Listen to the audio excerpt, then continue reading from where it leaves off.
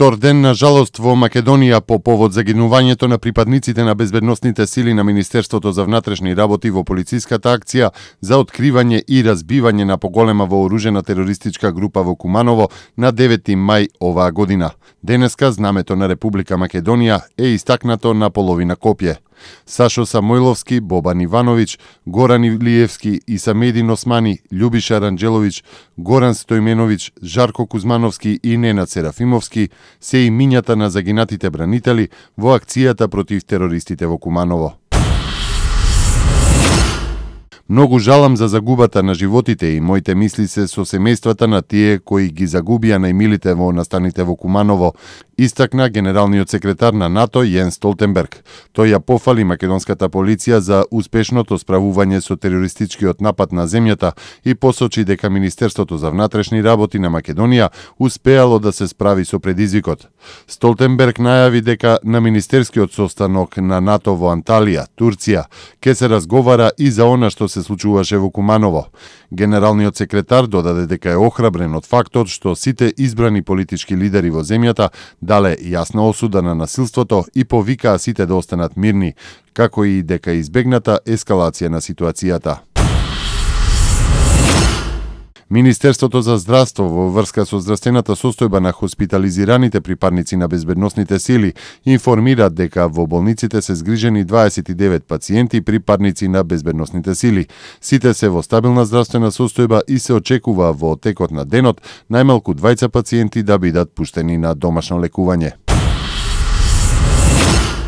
Дадени се конкретни насоки за соодветно постапување на сите институции на безбедносниот систем, за да се спречи евентуално ескалирање на тензиите и дестабилизација на државата, посочи председателот Иванов кој ги прими дел од амбасадорскиот кор околу случувањата во Куманово и безбедносната состојба во Република Македонија. Во овој контекст председателот Иванов ја истакнал потребата за поддршка од меѓународната заедница во интерес на стабилноста на Република Македонија и на целиот регион.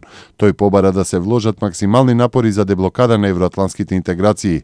На средбата присуствуваа Джес Бејли, амбасадор на Соединетите Американски држави, а Иво Орав, шеф на делегацијата на Европската унија, Маријане Берец, вршител на должноста шеф на мисијата на ОПСЕ во Скопје, капетан Румен Радев, шеф на канцеларијата за врски на НАТО и амбасадорот на Република Турција Омур Шолендил во својство на НАТО контакт амбасадор.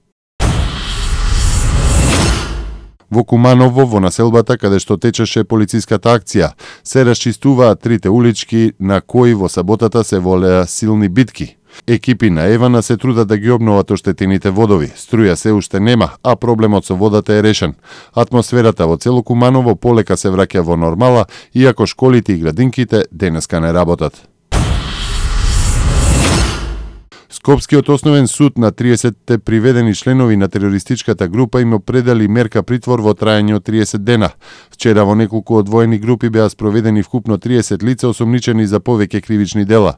18 лица се државјани на Косово, 2 лица државјани на Република Македонија со привремен престој во Косово, 9 лица државјани на Република Македонија и 1 лице албански државјанин со престој во Германија. Повеќето од нив се произнале дека во Македонија се влезени на илегален пат, се товарат за терористичко загрозување на уставниот поредок и безбедноста, здружување заради непријателска дејност, недозволена изработка, држење и тргување со оружје или распрскувачки материи.